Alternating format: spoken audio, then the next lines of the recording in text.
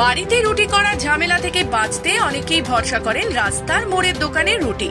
কিন্তু ঝড় ঝঞ্ঝা শীতের রাতে রুটি দোকানে গিয়ে লাইনে দাঁড়িয়ে কেনাটাও কম ঝক্কির নয়। কিন্তু এবার একেবারে চলে এলো মুশকিল আসান। রুটির দোকানে ঘন্টার পর ঘন্টা লাইনে দাঁড়ানো দিন একেবারে শেষ। মেশিনেই তৈরি হচ্ছে হাজার রুটি একই সাথে, আর এই নিয়েই একেবারে ভিড় উপচে পড়ছে নদিয়ার রানাঘাটে। আজকাল সব বাড়িতেই রুটি খাওয়ার প্রবণতা বাড়লেও মা বা গৃহবধূদের কষ্ট লাঘব করতে অনেকেই ভরসা করে থাকেন দোকানের কেনা রুটি। আর এবার চলে এলো রুটি তৈরির মেশিন, আর এই মেশিনে একসাথে হাজার রুটি বেরিয়ে আসছে। এক বন্ধু মারফত এই মেশিনটা জানতে পারি, তখন আমার মাথায় এই পরিকল্পনাটা নিয়ে আমি রানাঘাটের দিকে প্রথম এই মেশিনটা এনেছি। তাতে কী হবে, মানুষ তাড়াতাড়ি রুটি পরিষেবাটা পাবে এবং তাড়াতাড়ি মানুষের দাঁড়াতে হবে না। কটা করে রুটি বেরোয়? ঘন্টায় হাজার।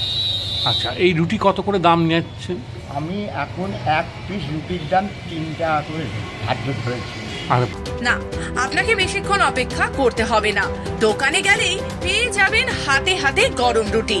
আর প্রত্যেকদিন এখানে প্রায় 700 থেকে 800 রুটি বিক্রি হয়। সন্ধ্যে থেকে শুরু করে রাত 10টা পর্যন্ত এই রুটি বিক্রি হচ্ছে। আর বেশ সাড়া ফেলে দিয়েছে রানাঘাটের একমাত্র এই মেশিন। রাজবাগান পাড়ায় তৈরি হয়েছে এই দোকান। দামও বেশি নয়, বাজার দরে সমতুল্য।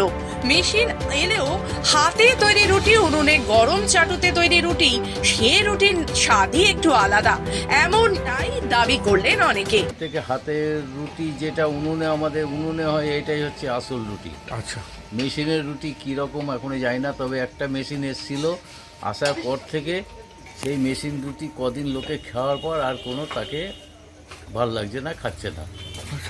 মানে ওখানে পরিমাণটা তাড়াতাড়ি হয়? তাড়াতাড়ি হয়, হ্যাঁ। ওই রোলিংয়ের সঙ্গে বেরিয়ে আসে একেবারে সেকে, ওটা কারেন্টের। আর এই আমাদের কারেন্টের থেকে এই রুটি আমাদের খেয়ে লোকের অভ্যস্ত, রুটি ভাল লাগছে না। তবে প্রতিযোগিতায় নেমে পড়েছে হাতে তৈরি রুটির সঙ্গে মেশিনে করা রুটি।